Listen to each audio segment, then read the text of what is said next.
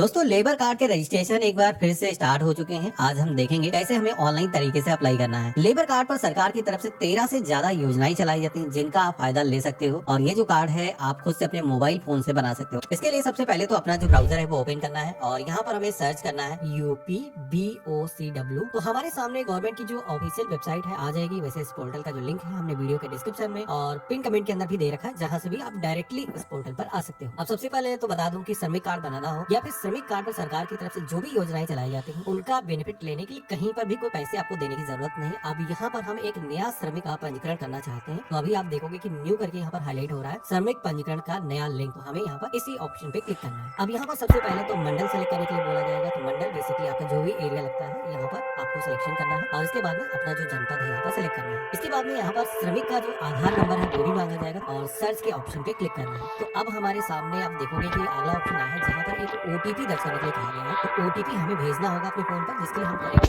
OTP भेजें। इस option पे क्लिक करेंगे तो हमारे आधार कार्ड से जो भी मोबाइल नंबर रजिस्टर्ड होगा उस पर एक OTP जाएगा, तो वो यहाँ पर दर्ज करना है और इसके बाद में एक कैप्चा कोड यहाँ पर दिखाएगा। तो ये जो कैप्चा कोड है इसमें प्लस करने के लिए बोला गया है तो प्लस करना है, अगर माइनस करने के लिए बोला गया है तो उसका जो आंसर आता है यहाँ पर आपको दर्ज करना है और प्रमाणित करें के ऑप्शन पे क्लिक करना है। तो इस तरीके से आप देखोगे कि OTP से वेरिफिकेशन हमारा हो चुका है और हमारे सामने रजिस्ट्रेशन फॉर्म आ चुका है, जिसमें कि पहला ऑप्शन यहाँ पर मिल जाता है राशन कार्ड संख्या या फिर फैमिली ID वाला। तो अगर आपके परिवार के पास में राशन कार्ड है, उत्तर प्रदेश का ही है, तो आपको यहाँ पर दर्ज करना है, या फिर अगर आपके पास में राशन कार्ड नहीं है, आपने उसकी जगह पर फैमिली ID बनाया हुआ है तो वो नंबर आप यहाँ पर दर्ज कर सकते हैं। हालांकि अगर आपके पास में राशन कार्ड भी नहीं है, फैमिली ID भी नहीं है, तो कैसे आप बना सकते हैं इससे पहले हमने एक वीडियो बनाया था, आई बटन पे उस वीडियो का जो लिंक है आपको मिल जाएगा। अब यहाँ पर इसमें नाम तो हमारा आ चुका है, माता का जो भी नेम है वो हमें यहाँ पर दर्ज करना है। तो हम इंग्लिश में नाम फिल करेंगे और इसके बाद में हिंदी लैंग्वेज के अंदर यहाँ पर नाम को फिल करेंगे। इसके बाद में ऑप्शन मिलेगा कार्य का प्रकार का। आप इस पे क्लिक करोगे तो श्रमिक के तौर पर क्या क्या काम गिने जाते हैं यहाँ पर पूरी ही लिस्ट आ जाती है। आपके केस में जो भी आपका ऑक्यूपेशन है यहाँ पर सिलेक्शन करना है और इसके बाद में वैवाहिक जो भी आपकी स्थिति है, आप शादीशुदा हो या फिर अनमैरिड हो, यहाँ पर आप सेलेक्ट करोगे। इसके बाद में इंपॉर्टेंट यहाँ पर सेक्शन मिलता है वर्ग का,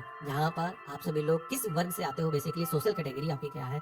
यहाँ पर अन्य, पिछड़ा वर्ग, अनुसूचित जाति, अनुसूचित जनजाति, अल्पसंख्यक या फिर सामान्य। अब इतना सेलेक्ट करने के बाद में आपको अपनी जो ईमेल ID है यहाँ पर दर्ज करना है, अपना मोबाइल नंबर यहाँ पर फिल करना है। इसके बाद में एजुकेशन क्वालिफिकेशन का एक सेक्शन मिलेगा। तो जो भी आवेदक है उसका क्वालिफिकेशन का लेवल क्या है, कई सारे स्लैब दिए गए हैं जैसे कि क्लास 1 से लेकर के 12th, स्नातक या फिर आपने ग्रेजुएशन कर रखा, तो यहाँ पर आपको सिलेक्शन करना है। इसके बाद में आप सभी से पूछा जाता है कि ये जो श्रमिक है क्या मनरेगा योजना के अंदर भी पंजीकृत है, काम करता है। तो अगर आपका रजिस्ट्रेशन राष्ट्रीय मनरेगा योजना के अंदर हो रखा है तो आप इस पे टिक करोगे। अगर आपके केस में रजिस्ट्रेशन नहीं है तो आप इसे छोड़ भी सकते हो। अब इसके बाद में एक इंपॉर्टेंट सेक्शन मिलता है एड्रेस डिटेल का, जहाँ पर श्रमिक का जो पता है वो कंप्लीट यहाँ पर आपको दर्ज करना है। आपका जनपद हो जाएगा, आपकी तहसील हो जाएगी, साथ ही में आप नगरीय क्षेत्र से हो या फिर ग्रामीण क्षेत्र से हो तो यहाँ पर विकास खंड वाला जो ऑप्शन है वो सेलेक्ट करोगे तो आप सभी के सामने ब्लॉक की एक पूरी लिस्ट आ जाएगी। तो जो भी आपका ब्लॉक लगता है यहाँ पर आपको सिलेक्शन करना है और इसके बाद में आपको अपने विलेज का नाम यहाँ पर चूज कर लेना है, पिन कोड अपना यहाँ पर दर्ज करना है, पोस्ट ऑफिस यहाँ पर आप दर्ज करोगे, थाना जो भी लगता है यहाँ पर आपको दर्ज करना है। इसके बाद में आप सभी को जैसे कि कोई बिल्डिंग अपार्टमेंट की डिटेल आपको बतानी है या फिर कोई चीज ऐसी छूट गई जो एड्रेस में शामिल होना चाहिए तो यहाँ पर गली मोहल्ला या फिर एरिया में आकर के दर्ज कर सकते हैं। मकान नंबर के लिए अलग सेक्शन दिया गया है, तो जो भी हाउस नंबर है यहाँ पर आपको दर्ज करना है। तो इस तरीके से एक बार पता हमने यहाँ पर फिल कर लिया है, लेकिन आप देखोगे कि पता को दोबारा से दर्ज करने का यहाँ पर ऑप्शन दिया गया है। तो ऊपर जो हमने एड्रेस फिल किया था वो हमारा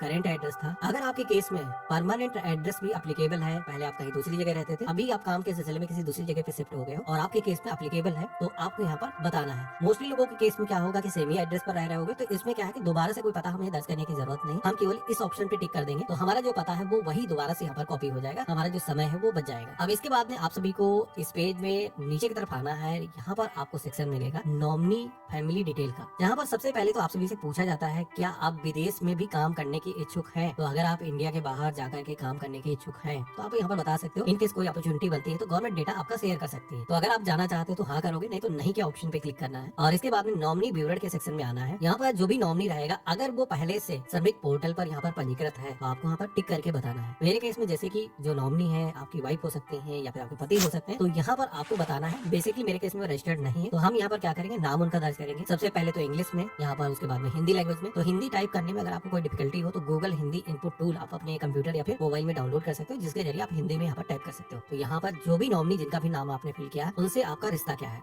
तो जो भी रिलेशन है आप यहाँ पर सेलेक्ट करोगे। अब यहाँ पर ये करने के बाद में एक सेक्शन जो यहाँ पर दिखता है ये काफी इंपॉर्टेंट है, बहुत सारे लोग इसको छोड़ देते हैं, लेकिन यहाँ पर बता दूं कि श्रमिकों को गवर्नमेंट की तरफ से कई सारी ऐसी स्कीमें हैं जिनका बेनिफिट दिया जाता है, जिसमें कि उनके लिए तो लाभदायी जो भी योजना है उनको तो बेनिफिट मिलता है, साथ में उनके परिवारों को भी लाभ दिया जाता है। तो जैसे कि आपने यहाँ पर रजिस्ट्रेशन कर रखा होगा, तो कोई भी शादी अनुदान के लिए आपको अप्लाई करना है या फिर आपको एजुकेशन के लिए स्कॉलरशिप के लिए अप्लाई करना है, तो उसके अंदर भी आपको बेनिफिट मिल जाता है। खास करके इनके लिए अलग कोटा होता है, उसका फायदा आप ले सकते हो। कोई ऐसा सदस्य है जो पहले से श्रमिक के तौर पर पंजीकृत है तो उसका नंबर दर्ज करना है। अगर कोई काम नहीं करता है, माइनर है मान लो, या फिर आपकी पत्नी है वो श्रमिक के तौर पर काम नहीं करती, तो आप श्रमिक का जो पंजीकरण संख्या वो दर्ज करे बगैर आप यहाँ पर उनका जो नाम है दर्ज करोगे, इंग्लिश में हो जाएगा, यहाँ पर हिंदी में दर्ज करना है, और उनका जो आधार नंबर है यहाँ पर दर्ज करना है। जो भी जेंडर है, जन्मतिथि यहाँ पर आप दर्ज करोगे। इसके बाद में आयु क्या है वर्षों में आपके ऊपर दर्ज करना है, और संबंध जो भी आप सभी से है, तो रिश्ता जो भी है लिस्ट मिल जाएगी, सेलेक्ट करना है, और क्वालिफिकेशन का जो भी लेवल है यहाँ पर आप सेलेक्ट करोगे। अब इतना करने के बाद में आपको यहाँ पर जोड़े के ऑप्शन पे क्लिक करना है। तो एक परिवार का सदस्य जुड़ जाने की दशा में और भी परिवार के जो सदस्य हैं उनको अगर आपको जोड़ना है तो इसी तरीके से बारी बारी आप जोड़ लोगे। हालांकि अगर आप शेयर नहीं करना चाहते हो तब भी आपका जो कार्ड है वो बन जाएगा। मैं दिखाता हूँ। अब हम पेज में आगे बढ़ेंगे। अब अगला सेक्शन मिलता है, ये है बैंक अभिलेख का। तो गवर्नमेंट की तरफ से श्रमिक कार्ड धारकों के लिए समय समय पर कई सारी योजनाएं चलाती है, जिसका जो पैसा है आपके खाते के अंदर भेजा जाता है। आपने देखा होगा कोविड के टाइम पर जब लॉकडाउन लग गया था तो 1,000 रुपए सरकार ने खातों के अंदर दिए थे। तो यहाँ पर खाता नंबर आपको सही अपना दर्ज करना, जिसमें कि आपको जो बेनिफिट है वो रिसीव हो पाए। जिसमें कि सबसे पहले तो खाता संख्या यहाँ पर हो जाएगा, बैंक का जो भी IFSO कोड है वो यहाँ पर आपको दर्ज करना है, और खाते का प्रकार क्या है। तो अगर आपका सेविंग अकाउंट है तो यहाँ पर बचत सेलेक्ट करोगे। इनकेस किसी का करंट अकाउंट है तो यहाँ पर चालू वाला जो ऑप्शन है वो सेलेक्ट करना है। अब इतना करने के बाद में अगला ऑप्शन दिखेगा EPF या फिर ESI, ये और साथ में UN नंबर को दर्ज करने का। तो अगर आप PF स्कीम के अंदर पंजीकृत हो, उसका जो UN नंबर है अगर आपका बना हुआ है, उसका रजिस्ट्रेशन हो रखा है, तो आप यहाँ पर बताना है। अगर किसी के केस में रजिस्ट्रेशन नहीं है तो ये जरूरी नहीं है, आप इनको छोड़ करके भी अपना जो रजिस्ट्रेशन है कर सकते हो, कार्ड आपका बन जाएगा। अब यहाँ पर पहले क्या होता था कि फिजिकली बहुत सारे डॉक्यूमेंट आपको अपलोड करने की जरूरत पड़ती थी, लेकिन नया जो फॉर्म आया है इसमें आप देखोगे कि यहाँ पर जो स्वप्रमाणित घोषणा पत्र जो है वो आप खुद से अपना जो है डिजिटल तरीके से फिल कर सकते हो, कोई फिजिकल डॉक्यूमेंट अपलोड करने की जरूरत नहीं। अब इसमें करना क्या है, तो देखो ये जो है घोषणा पत्र है जिसमें कि श्रमिक घोषित करता है कि पिछले 12 महीने के अंदर उसने कम से कम 90 दिनों तक का श्रमिक के तौर पर काम किया है, क्योंकि इस स्कीम के अंदर रजिस्ट्रेशन करने की मिनिमम एलिजिबिलिटी है कि आपने 90 दिनों तक काम किया हो। हालांकि गवर्नमेंट मोस्टली केस में कोई वेरिफिकेशन फिजिकल नहीं करती है, लेकिन डिटेल आपको देना होगा। तो यहाँ पर हम क्या करेंगे, जैसे कि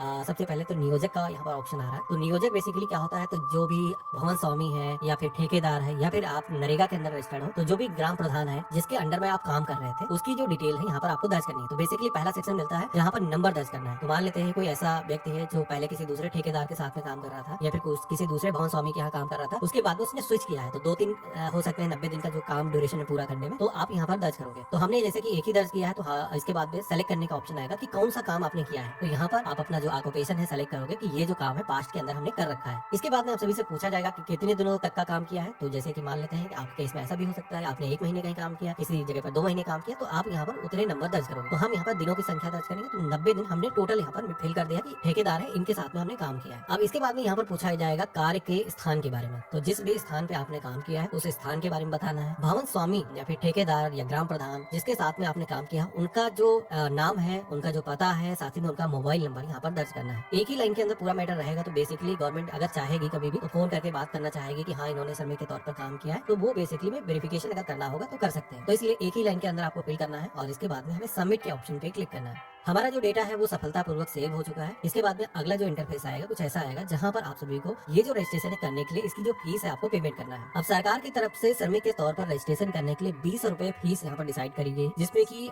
20 रुपए हर साल लगता है। बेसिकली ये रिन्यू भी किया जाता है। तो अगर आप 2-3 साल के लिए कार्ड बनाना चाहो तो आप यहाँ पर इशू करा सकते हो, 2 साल इशू कर सकते हो। उस केस में क्या है कि 40 रुपए देने होंगे। 3 साल के लिए अगर आप बनाते हो तो 60 रुपए आपको देने होंगे। हालांकि अगर आप कार्ड 1 साल के लिए बनाना चाहते हो तो आप बना सकते हो, कभी भी दोबारा से आप अपना जो कार्ड है रिन्यू कर सकते हो। तो हम यहाँ पर टर्म एंड कंडीशंस को एक्सेप्ट करेंगे और इसके बाद में फाइनल सबमिट के ऑप्शन पे क्लिक करेंगे। तो जैसे हमने फाइनल सबमिट के ऑप्शन पे क्लिक किया है तो आप देखोगे कि हमारा जो डेटा है यहाँ पर सेव हो चुका है। ये एक पंजीकरण का जो रजिस्ट्रेशन नंबर है वो यहाँ पर आ चुका है, ये हमें नोट कर लेना है। एक चीज बता देता हूँ कि रजिस्ट्रेशन नंबर तो आ चुका है, लेकिन अभी आपने फीस का पेमेंट नहीं किया है, तो आपका जो सर्टिफिकेट है सिर्फ बन करके नहीं आएगा जब तक आप फीस का भुगतान नहीं करोगे। तो इसके लिए हमें क्या करना है, भुगतान करे के ऑप्शन पे क्लिक करना है। Credit card, debit card, net banking, UPI, wallet, कई सारे मेथड दिए गए, आप इनके जरिए अपना जो पेमेंट है वो कर सकते हो। तो यहाँ पर छोटा सा पेमेंट है, हम चाहे तो UPI के जरिए कर सकते हैं, तो हम UPI ID अपनी दर्ज कर सकते हैं, या फिर QR कोड वाला ऑप्शन दिया गया, इस पर सेलेक्ट करके हम ये QR कोड यहाँ पर ले सकते हैं। और ये जो QR कोड है हम अपने मोबाइल एप्लीकेशन के जरिए स्कैन करेंगे, तो पेमेंट जैसे आप मर्चेंट की शॉप पर करते हो वैसे ही अपना पेमेंट आप करोगे। तो पेमेंट सफलतापूर्वक होने के बाद में आप सभी के सामने सक्सेस का जो मैसेज है वो यहाँ पर आ जाएगा। हमने रजिस्ट्रेशन सफलतापूर्वक कर दिया है, आवेदन संख्या यहाँ पर आ चुकी है और इसी के साथ में जो भुगतान हमने किया है उसकी पावती स्लिप हमें मिल चुकी है। अब ये जो पावती रिसिप्ट है हमें अपने पास में सुरक्षित करके रख लेना है। हमारा जो रजिस्ट्रेशन है वो सफलतापूर्वक हो चुका है। अब गवर्नमेंट की तरफ से वेरीफाई किया जाएगा, जिसमें कि मान के चलते हैं 15 से 20 दिन तक का समय लग सकता है इस कार्ड को बनने में। दोबारा से कभी भी आप आओगे अपने कार्ड को अगर आपको डाउनलोड करना है तो होम पेज पर ही एक ऑप्शन दिखेगा